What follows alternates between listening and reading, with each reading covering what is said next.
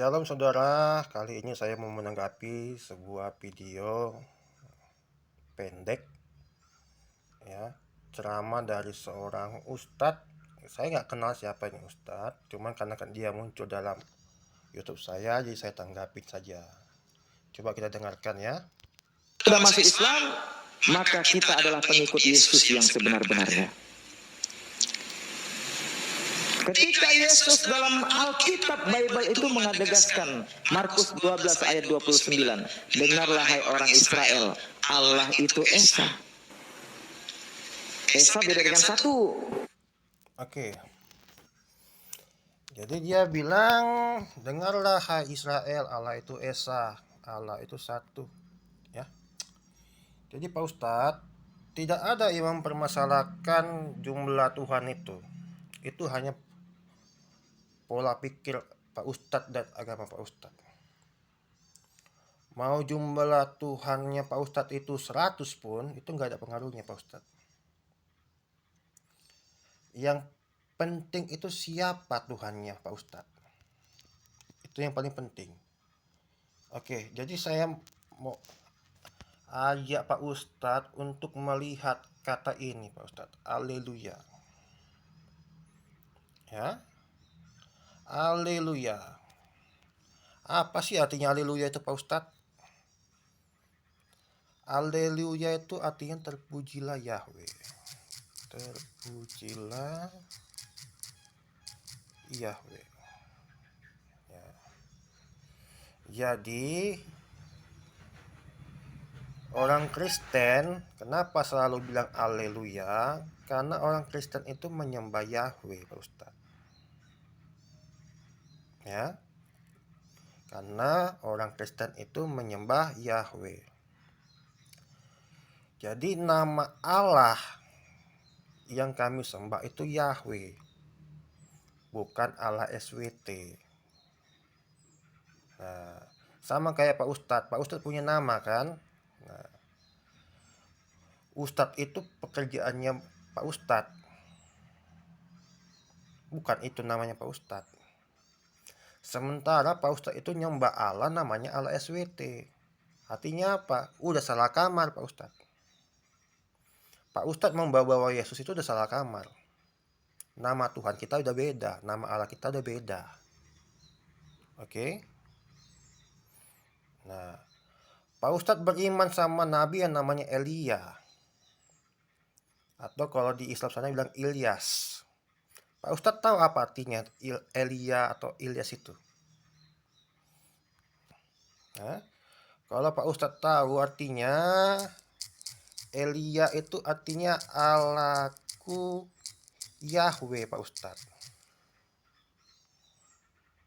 Nah, Allahku Yahweh. Nah, cuman tak kenapa orang Pak Ustadz itu tiba-tiba caplok aja namanya Elia itu jadi Ilyas gitu. Dibilang itu nabinya Pak Ustadz. Lalu Yesus itu Pak Ustadz tahu artinya apa itu Pak Ustadz? Jadi kalau Yesus itu artinya Yahweh menyelamatkan. Itulah arti namanya Pak Ustadz. Yesus tadi. Entah kenapa orang Pak Ustadz itu ngambil nama Yesus. Dibilang itu nabinya Pak Ustadz. Sementara udah jelas di namanya itu Pak Ustadz. Tuhannya itu adalah Yahweh.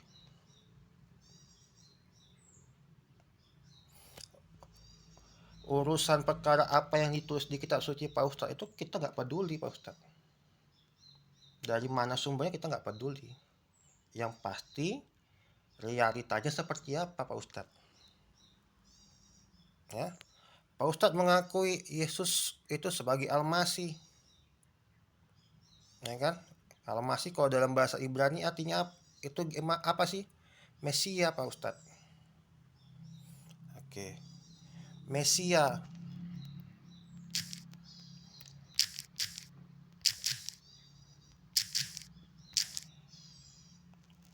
Apa artinya Pak Ustadz? Messi itu artinya dilahirkan Pak Ustadz. Dilahirkan atau anak itu artinya Messi.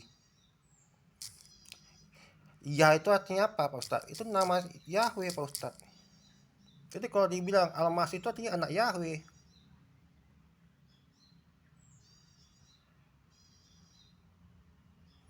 Ya, entah kenapa itu tiba-tiba di kitab sucinya Pak Ustadz ada, saya tengok itu Al-Masih Ibnu Maryam, pandai-pandaian tuh menyebut Yesus sebagai Al-Masih, tapi dibilang bukan anak Allah, bukan anak Allah. Ya kalau misalkan Allah yang dimaksud adalah Allahnya Pak Ustadz, ya memang bukan anak dia gitu. Yesus itu anak dari Allah yang bernama Yahweh. Kan gitu. Allah Pak Ustadz tidak punya kontribusi apapun dalam kisah hidupnya Yesus. Nggak ada. Oke. Nah, coba kita lanjutkan lagi apa yang disampaikan dia. Esa beda dengan satu. Kalau Esa beda dengan satu. Esa beda dengan satu. Baru ini saya tahu. Coba lanjut ya. satu masih bisa dibagi. Satu dibagi setengah. Setengah. Oke. Satu masih bisa dibagi. Bisa. Bisa dibagi dua, dibagi tiga. Tapi tadi dia bilang apa? Satu dibagi setengah. Satu itu masih bisa dibagi. Tapi Yesus mengatakan dalam Alkitab, dengarlah hai orang Israel, Allah itu Esa. Esa artinya tidak bisa dibagi-bagi lagi. Ketika kita sekarang sudah masuk Islam, maka kita adalah pengikut Yesus yang sebenar-benarnya. Coba kita ulangi lagi. Kalau satu masih bisa dibagi, satu dibagi setengah, setengah. Oke. Inilah keanian yang selanjutnya adalah ketika dia bilang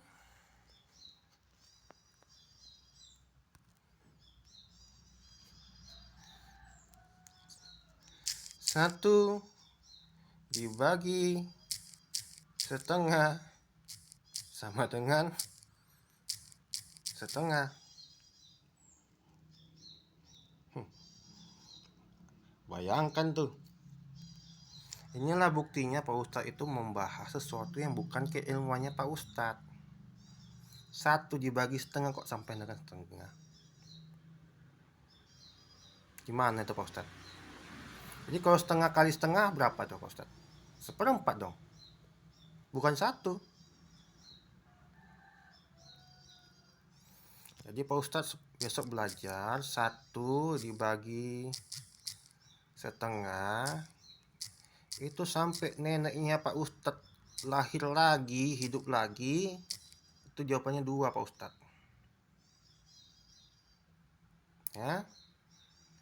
Oke, jadi Pak Ustadz tolonglah kalau ceramah di depan jemaatnya, umatnya, jangan karena Pak Ustadz berpikir jemaatnya Pak Ustadz itu tidak paham dan tidak akan paham, jadi Pak Ustadz itu berbohong, asal ngomong.